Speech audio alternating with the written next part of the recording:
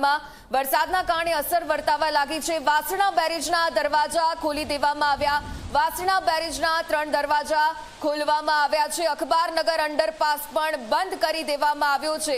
તો વરસાદની શરૂઆતના કારણે હવે અમદાવાદમાં ભારે વરસાદની અસર વર્તાવા લાગી। વાસણા બેરેજના દરવાજા ખોલી દેવામાં આવ્યા છે। વાસણા બેરેજના 3 દરવાજા ખોલવામાં આવ્યા। આ સાથે અંડરપાસ બંધ કરવાની ફરજ પડી છે। અખબારનગર અંડરપાસ બંધ કરી દેવામાં આવ્યો છે। સંવાદદાતા ગૌરવ પટેલ ફોન લાઈન પર જોડાયેલા છે। ગૌરવ, વરસાદની શરૂઆતની સાથે જ હવે અંડરપાસને પણ બંધ કરવામાં આવ્યા અને વાસણા બેરેજના દરવાજા ખોલવામાં આવ્યા। શું વરસાદી અપડેટ્સ?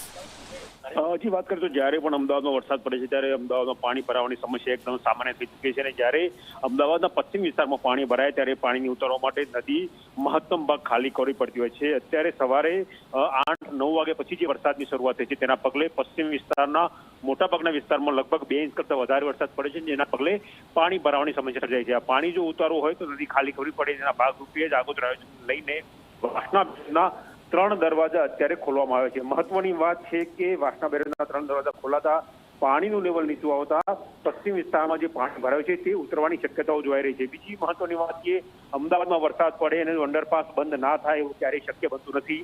અખબારનગર અંડરપાસને તાત્કાલિક ધોરણે બંધ કરવામાં આવે છે। જે ભારે વરસાદ પડ્યો તેના કારણે અખબારનગર અંડરપાસમાં પાણી ભરાઈ ગયું છે। પાણી ભરાવાને પગલે અંડરપાસને વાહન વ્યવહાર માટે બંધ કરવામાં આવ્યું છે।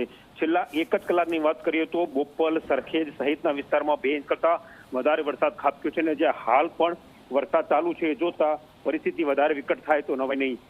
હાલ હવામાન વિભાગે જે આગાહી કરી છે એ પ્રમાણે આગામી 3 કલાકમાં રેડ એલર્ટ આપવામાં આવ્યું છે।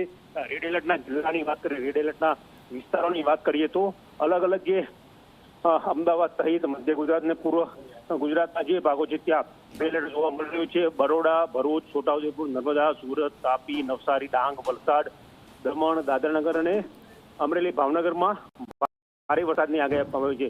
મધ્યમ વરસાદની વાત કરીએ તો ગીર સોમનાથ, જુનાગઢ, રાજકોટ, મોરબી એટલે કે સૌરાષ્ટ્ર, કચ્છ અને ઉત્તર ગુજરાતમાં મધ્યમ વરસાદની આગાહી કરવામાં આવી છે। એટલે કહી શકાય કે જે અલ નીનોને કારણે અત્યાર સુધી વરસાદની અછત જોવા મળતી હતી। જુલાઈ લગભગ પહેલા 2 વીક સંપૂર્ણ કોરા ગયા, હવે 3જા વીકમાં ગુજરાતમાં જુલાઈ માસમાં વરસાદની જમાવટ જોવા મળી છે અને દક્ષિણ ગુજરાતથી માંડીને મધ્ય ગુજરાત, સૌરાષ્ટ્ર, કચ્છ અને ઉત્તર ગુજરાત સહિત તમામ જગ્યાએ વરસાદ વરસી રહ્યો છે।